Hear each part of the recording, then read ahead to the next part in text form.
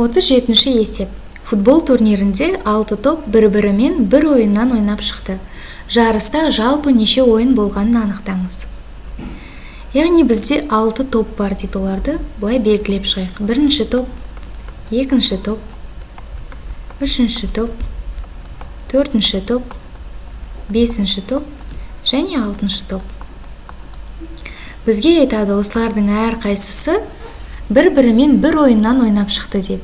Егер біз бірінші топты алсақ, бірінші топ ол екінші топпен, үшінші топпен, төртінші, бесінші, алтыншы топпен, яғни ол 5 рет ойын ойнайды, 5 ойын ойнайды. Енді екінші топты алайық. Екінші топта ол бірінші топпен ойнап қойды, демек ода үшінші, төртінші, бесінші, алтыншы, яғни ода енді 4 ойын қалды. Дәл солай, үшінші топта да төртінші, бесінші, алтыншы топтармен ойын қалды, яғни 3 ойын. Төртінші топта 2 ойын, бесінші топта 1 ойын, ал алтыншы топта 0 ойын. Яғни алтыншы топ, егер бірінші топ алтыншы топпен ойнаса, яғни алтыншы топты бірінші топпен ойнады дегенді білдіреді. Демек бізде барлығы осы ойындар.